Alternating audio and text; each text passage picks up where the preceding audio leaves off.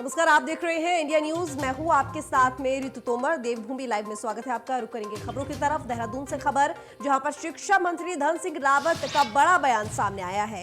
उन्होंने कहा कि अब स्कूलों में पढ़ाए जाएंगे वेद और उपनिषद। पाठ्यक्रम में वेद उपनिषद शामिल करने की तैयारी। नई शिक्षा नीति जल्द ही लागू की जाएगी। तो आपको बता दें कि शिक्षा मंत्री धन सिंह रावत ने बड़ा ऐलान किया है देहरादून में, और उन्होंने कहा है कि अब पाठ्यक्रम में शामिल किए जाएंगे वेद और उपनिषद। अब स्कूलों में पढ़ाए जाएंगे वेद और उपनिषद। इसके साथ ही आपको बता दें कि एक बड़ा कदम यहां पर उत्तराखंड सरकार की तरफ से शिक्षा मंत्री धन सिंह रावत ने बड़ा बयान दिया है। उन्होंने कहा है कि अब स्कूलों में वेद और उपनिषद का ज्ञान भी दिया जाएगा बच्चों को। पाठ्यक्रम में वेद और उपनिषद शामिल करने की तैयारी है, और इसके साथ ही नई शिक्षा नीति जल्द लागू की जाएगी। तो शिक्षा मंत्री धन सिंह रावत का ये बयान कि पाठ्यक्रम में बच्चों के लिए, शिक्षार्थियों के लिए अब वेद और उपनिषद भी शामिल किए जाएंगे, जिससे उन्हें अपने वेद और उपनिषदों का ज्ञान हो सके, और जल्दी ही नई शिक्षा नीति भी लागू की जाएगी। देखिए, जो एनईपी इस बार लागू हो रही है देश में, राष्ट्रीय शिक्षा नीति, उसमें स्पष्ट है कि भारतीय ज्ञान परंपरा के आधार पर शिक्षा होगी। हम स्थानीय लोक भाषाओं को भी उसमें जो है प्रोत्साहन दिए जाएंगे। और अब देश का पहला राज्य उत्तराखंड होगा जो कि इसी सत्र से अपने राज्य में एनईपी को लागू करने जा रहे हैं। आजकल करिकुलम की तैयारियां चल रही हैं, और मैंने ये कहा है कि हम अपने पाठ्यक्रमों में, करिकुलम में ये व्यवस्था बनाएंगे कि हमारा बच्चा जो है उत्तराखंड का इतिहास भी पढ़ेगा, यहाँ का भूगोल भी पढ़ेगा, और वेद और उपनिषद और रामायण का जो है उसका भी समावेश जो है अपने हम करिकुलम में रखेंगे। लेकिन पहले हम पब्लिक डोमेन से सुझाव लिए जाएंगे। पाठ्यक्रम में वेद और उपनिषद शामिल करने की तैयारी अब उत्तराखंड सरकार की, और ये बड़ा ऐलान किया है शिक्षा मंत्री ने। धन सिंह रावत शिक्षा मंत्री ने ये बड़ा बयान दिया है और कहा है कि अब स्कूलों में पढ़ाए जाएंगे वेद और उपनिषद। तो रोहित सोनी इस वक्त हमारे साथ जुड़े हुए ज्यादा जानकारी के साथ। रोहित, आपसे जानना चाहूंगी, शिक्षा मंत्री धन सिंह रावत ने बड़ा ऐलान किया है कि अब बच्चों को स्कूलों में उनके पाठ्यक्रम में वेद और उपनिषद शामिल किए जाएंगे, उनको उसकी जानकारी दी जाएगी, ज्ञान दिया जाएगा। कहीं ना कहीं ये प्रदेश सरकार की तरफ से एक बहुत बड़ा कदम है, क्योंकि जाहिर है कि इस तरह के कदम से जो हमारे बच्चे हैं वो इस बात को लेकर अपना जो संस्कृति है उसकी तरफ कह सकते हैं कि जागरूक हो सकते हैं, और उनको ज्ञान भी होगा। बिल्कुल, देखिए, नई शिक्षा नीति राज्य सरकार लागू करने की तैयारी पूरी की तरह कर चुकी है, और नए सत्र से यानी कि जुलाई से जो है नई शिक्षा नीति उत्तराखंड में लागू कर दिया जाएगा। इसी क्रम में जिस तरह से जो देखने को मिल रहा है कि पहले तो राज्य सरकार ने एनसीईआरटी पर विशेष फोकस किया, एनसीईआरटी को राज्य में लागू किया, और ऐसे में अब जो है शिक्षा के कैरिकुलम यानी कि पाठ्यक्रम में जो है गीता, वेद और रामायण को भी जो है उसके छोटे छोटे अंश शामिल करने की बात कह रही है, ताकि जो हमारी संस्कृति है और खासकर उत्तराखंड की जो संस्कृति है, देश भर की जो हमारे ज्ञान रहे हैं, उन सब चीजों को उसमें समाहित किया जा सके। तो इसको लेकर के धन सिंह रावत ने एक बड़ा बयान दिया है, और इस बयान में उन्होंने यह भी जिक्र किया है कि इन सब चीजों को यानी कि वेद पुराण और जो हमारी चीजें हैं इनको शामिल करने के लिए पाठ्यक्रम में, उससे पहले जो जनता की राय भी लेंगे। इससे पहले भी जब नई शिक्षा नीति को जारी करने की बात थी तो उन्होंने जनता से राय भी लिए थे, सुझाव भी लिए थे। खेल नीति जब बनाई गई थी उस दौरान भी जो जनता से सुझाव लिए गए थे। तो ऐसे में अब इसको पाठ्यक्रम में शामिल किया जाना कितना सही रहेगा, जनता क्या सोचती है, जनता से राय लिया जाएगा, उसके बाद फिर इसको पाठ्यक्रम में शामिल किया जाएगा। तो कहीं ना कहीं एक बेहतर कह सकते हैं कि उत्तराखंड पूरे देश भर में उत्तराखंड एक पहला राज्य बनेगा जब वो इस पाठ्यक्रम में शामिल किया जाएगा, और इसकी कवायद राज्य सरकार ने शुरू कर दी है, और जल्द ही इसको लेकर के प्रक्रिया भी शुरू हो जाएगी। जी रोहित, नई शिक्षा नीति को लेकर भी ऐलान किया गया है कि वो भी जल्दी लागू की जाएगी। अगर उसको लागू करने की बात करें तो उसके प्रोसेस को लेकर फिलहाल तैयारियां कहां तक हैं, और ये कब तक लागू हो जाएगी, क्या कोई जानकारी? बिल्कुल, देखिए, नई शिक्षा नीति जो है भारत सरकार के द्वारा जारी कर दिया गया है, और ऐसे में अब राज्य सरकारें उसको फॉलो करेंगी और अपने राज्य में लागू करेंगी। इसी क्रम में धन सिंह रावत ने इसको भी स्पष्ट कर दिया है, और पहले भी इसकी कई दौर की बैठकें हो चुकी हैं कि शिक्षा नीति को राज्य में लागू किया जाए।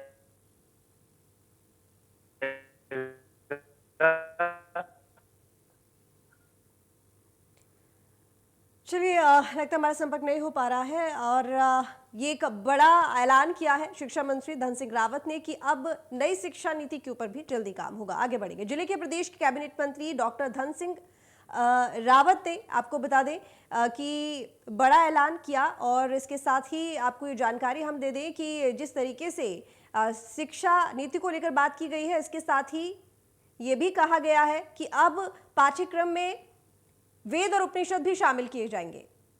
तो आगे बढ़ेंगे। प्रदेश में अब नहीं होगी डॉक्टरों की कमी। बड़ी खबर आपको बता दें कि प्रदेश में अब नहीं होगी डॉक्टरों की कमी। 100 दिनों का तैयार हुआ है ये पूरा खाका। तो बता दें कि प्रदेश में डॉक्टरों की कमी अब नहीं होगी और इसके साथ ही 100 दिनों का एजेंडा भी तैयार किया गया है।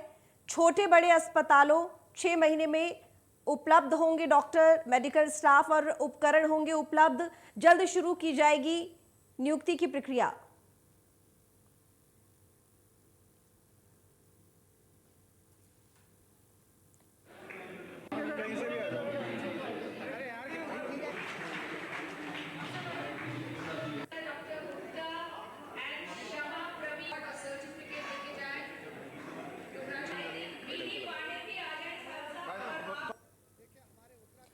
तो जल्द ही शुरू की जाएगी नियुक्ति की प्रक्रिया और तमाम छोटे बड़े हॉस्पिटल्स में अब डॉक्टरों की कमी नहीं होगी। जल्द ही डॉक्टर नियुक्त किए जाएंगे। 100 दिनों का एजेंडा तैयार किया गया है। छोटे बड़े अस्पतालों में 6 महीने में सभी जो डॉक्टर्स हैं वो अब उपलब्ध होंगे। तो उसको लेकर आपको बता दें कि 100 दिनों का एजेंडा तैयार किया गया है। 100 दिन का लक्ष्य बनाया गया है जिसके अंदर आपको बता दें कि जिसके अंतर्गत तमाम जो डॉक्टर्स की कमी है उसकी पूर्ति की जाएगी। इसके साथ ही मेडिकल स्टाफ और उपकरण भी उपलब्ध कराए जाएंगे।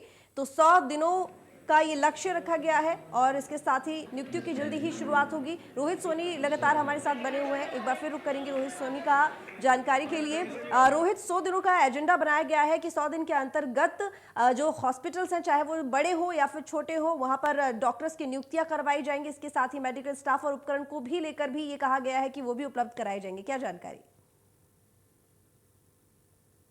उत्तराखंड राज्य की बात करें तो यहाँ भौगोलिक परिस्थितियां काफी भिन्न है और सरकारी अस्पतालों की स्थिति काफी दयनीय है। हालांकि कोविड काल के आने के बाद जो सरकारी अस्पतालों को काफी मजबूत किया गया, तमाम जो दवाइयां हो या फिर इक्विपमेंट हो, तमाम मशीनें खरीदी भी गई। लेकिन अभी स्थिति यह है कि पर्वतीय क्षेत्रों में खासकर अस्पतालों की हालत बद से बदतर है। तो इसको देखते हुए स्वास्थ्य मंत्री धन सिंह रावत ने एक बड़ा एजेंडा तैयार किया है और जो कि 100 दिन का एजेंडा है, इस 100 दिनों के भीतर क्या कुछ काम करेंगे उसको लेकर के अधिकारियों से बैठ करके एक रिपोर्ट कार्ड तैयार किया गया, एक एजेंडा तैयार किया गया कि उसी एजेंडे के अनुसार अगले 100 दिन जो है स्वास्थ्य विभाग पूरी अपनी तैयारियां व्यवस्थित करेगा और पूरी तैयारियों के अनुसार जो चाहे कर्मचारियों की भर्ती हो या फिर इक्विपमेंट खरीदने की बात हो या फिर उसके आधुनिकीकरण की बात हो, इन तमाम चीजों को करेगा। इसके अलावा बात करें तो मुख्य रूप से यह देखा गया है कि अभी फिलहाल तमाम अस्पताल ऐसे छोटे छोटे अस्पताल ऐसे जहां डॉक्टर्स जाते नहीं है, वहां की व्यवस्थाएं तो चाक चौबंद है लेकिन वहां मशीनें पड़ी हुई हैं लेकिन मशीनें उपयोग नहीं हो पा रही हैं। तो इन सब चीजों को देखते हुए यह एजेंडा तैयार किया गया ताकि जितनी सरकारी मशीनरी खरीदी गई है या जितना बजट आवंटित हो पाए, इन सब पे मुख्य रूप से फोकस किया गया है। और अगर यह प्रक्रिया यानी 100 दिन का जो एजेंडा तैयार किया गया अगर सही ढंग से वो धरातल पर उतरता है तो कहीं ना कहीं इसका फायदा आम जनता को सीधे तौर पर पहुंचेगा। मुख्य रूप से देखें तो पर्वतीय क्षेत्रों पर स्थिति यह है कि आज भी लोगों को देहरादून की ओर रुख करना पड़ता है या फिर किसी बड़े अस्पतालों की ओर रुख करना पड़ता है। लेकिन अगर उन्हें स्वास्थ्य सुविधाएं अगर पर्वतीय क्षेत्रों पर ही मिल जाएं तो उन्हें इस बाबत कोशिश किया गया है स्वास्थ्य विभाग की ओर नहीं से। रोहित, देखिए यहाँ पर जिस तरीके से अभी आपने बताया कि जो पर्वतीय क्षेत्र देखें तो वहां पर स्थिति बिल्कुल ठीक नहीं है, बहुत दयनीय है। सबसे बड़ा सवाल ये कि चलिए डॉक्टर्स तो नियुक्त किए जाएंगे, उपकरण भी दिए जाएंगे, लेकिन इसके लिए जरूरी ये भी है कि जो पर्वतीय क्षेत्र है वहां पर अस्पताल भी होने चाहिए।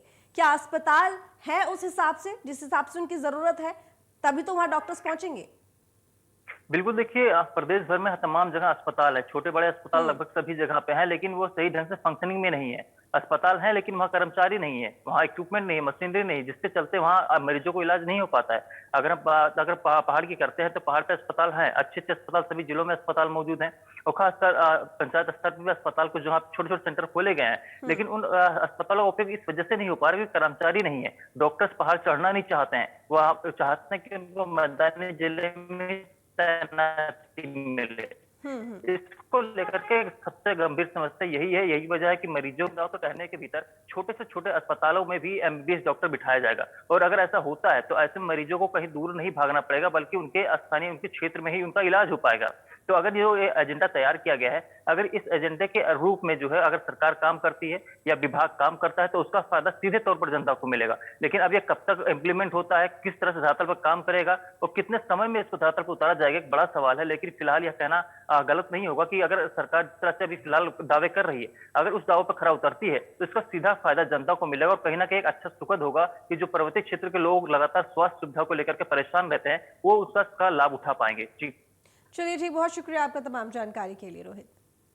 आगे बढ़ेंगे। जिले के प्रदेश के कैबिनेट मंत्री डॉक्टर धन सिंह रावत ने यमकेश्वर विकास खंड के अंतर्गत महायोगी गुरु गोरखनाथ महाविद्यालय में सीएम योगी और सीएम धामी के कार्यक्रम की तैयारियों के संबंध में बैठक ली। उन्होंने संबंधित अधिकारियों को समुचित व्यवस्था जल्द पूर्ण करने के निर्देश दिए हैं। इस दौरान उन्होंने कहा कि आयोजित कार्यक्रम में लोगों के लिए बैठने की उचित व्यवस्था करें। उन्होंने महाविद्यालय की छात्राओं से मुलाकात कर पठन पाठन की जानकारी ली। आयोजित बैठक के बाद डॉक्टर धन सिंह रावत उत्तर प्रदेश के मुख्यमंत्री योगी के पैतृक गांव पंचुर भी पहुंचे।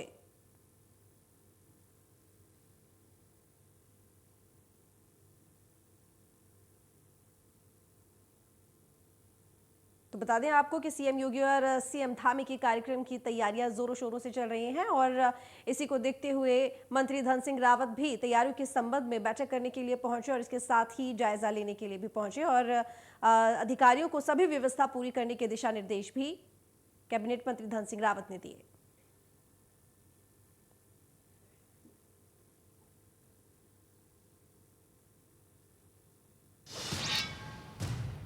तो आम आदमी पार्टी का प्रदेश अध्यक्ष बनने के बाद पहली बार देहरादून से चलकर अपने गृहनगर काशीपुर पहुंचे दीपक बाली का क्षेत्र की जनता और कार्यकर्ताओं ने विभिन्न स्थानों पर जोरदार भव्य स्वागत किया। दीपक बाली ने कहा कि वे शीघ्र ही प्रदेश कार्यकारिणी का गठन कर सभी कार्यकर्ताओं को जिम्मेदारियां सौंपेंगे। उन्होंने कहा कि प्रदेश की जनता ने भले ही हमें जनादेश नहीं दिया मगर प्यार बहुत दिया और उसी प्यार का परिणाम है कि चुनाव में जीत ना मिलने के बावजूद प्रदेश भर में आप कार्यकर्ताओं के उत्साह में कोई कमी नहीं है।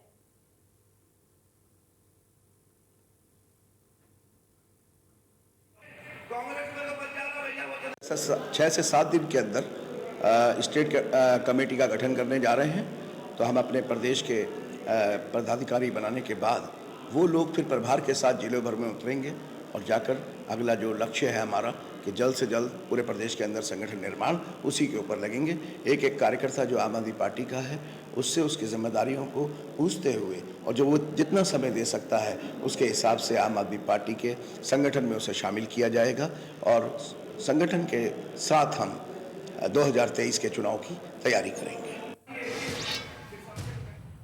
गंगोत्री धाम के कपाट 3 मई को खुल रहे हैं और इसकी तैयारियां जोर शोर से चल रही हैं। इसी बीच हम आपको मां गंगा के मायके मुख्य मठ यानी कि मुखवा से मां की स्पेशल तस्वीरें दिखा रहे हैं। शीतकाल में मां गंगा का दर्शन यहीं किया जाता है और यहां पर मां गंगा की डोली को कपाट खुलने के लिए गंगोत्री पहुंचाने की तैयारियां चल रही हैं।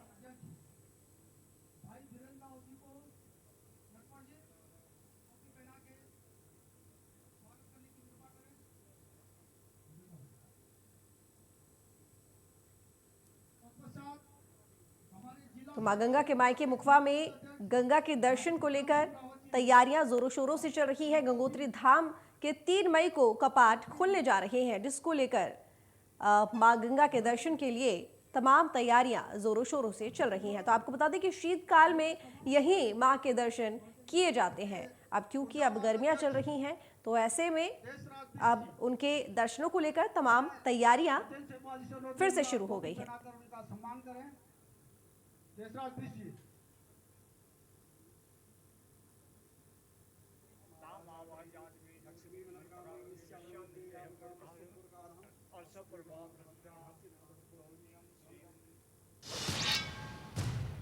तो दुनिया के सबसे बड़े श्रीयंत्र के लिए प्रसिद्ध अल्मोड़ा के डोल आश्रम में आगामी मंगलवार यानी अक्षय तृतीया को भव्य पूजा पाठ अनुष्ठान का आयोजन होने जा रहा है। इस आयोजन को सफल बनाने के लिए काशी, मथुरा समेत देश के नामचीन सिद्धपीठों के साधु संत और प्रकांड विद्वान इसमें हिस्सा लेंगे। ये कार्यक्रम आगामी 16 मई तक चलेंगे। डोल आश्रम के संस्थापक कल्याणी महाराज ने बताया कि अक्षय तृतीया से पूर्णिमा तक मां राज राजेश्वरी की विशेष पूजा व अभिषेक का आयोजन किया जाएगा।